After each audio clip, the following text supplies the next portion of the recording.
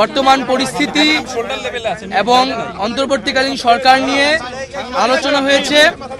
আমাদের একটি ফলপ্রসূ আলোচনা হয়েছে এবং ছাত্র নাগরিক অভ্যুত্থানকারীদের পক্ষ থেকে যেই সরকার প্রস্তাব করা হবে সেই প্রস্তাবিত সরকারই চূড়ান্ত অন্তর্বর্তীকালীন সরকার হবে, সেই নিশ্চয়তা আমরা আজকে বঙ্গভবন থেকে পেয়েছি।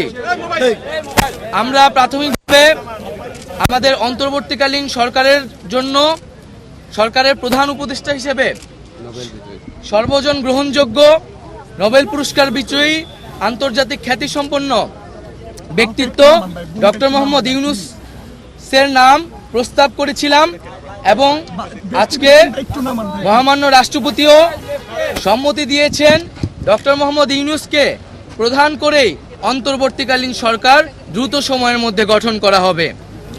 এবং আমরা এই অন্তর্বর্তীকালীন সরকারের একটি প্রাথমিক তালিকা দিয়ে এসেছি, যেখানে নাগরিক সমাজ সহ ছাত্র প্রতিনিধিত্ব রয়েছে এবং খুবই দ্রুত সময়ের মধ্যে আমরা এই তালিকাটি নিয়ে বিভিন্ন রাজনৈতিক পক্ষের সাথে আলোচনার মাধ্যমে এটি চূড়ান্ত করা হবে এবং খুবই দ্রুত সময়ের মধ্যে অন্তর্বর্তীকালীন সরকার ঘোষণা করা হবে।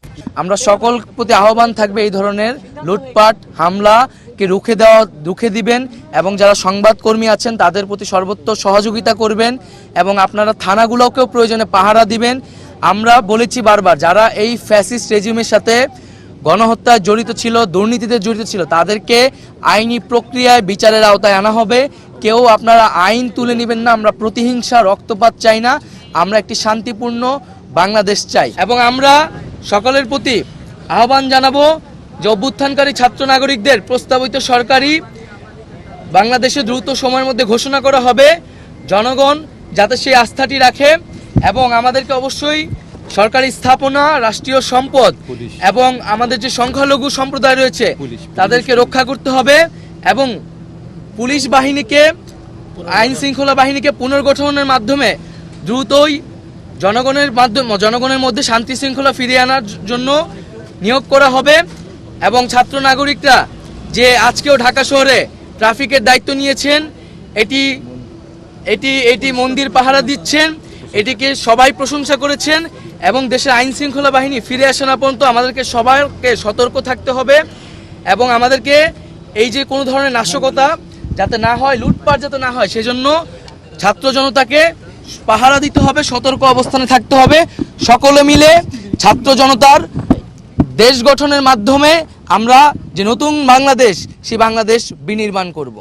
আমরা একটা এক্সট্রাঅর্ডিনারি সিচুয়েশনে এই সরকার গঠন করতে যাচ্ছি। এক্সট্রাঅর্ডিনারি সিচুয়েশনে সরকার গঠনের ক্ষেত্রে বিভিন্নভাবে এটাকে বৈধতা দেওয়ার সাংবিধানিক রীতি আছে, নিয়ম আছে, সেটা ফলো করা হবে।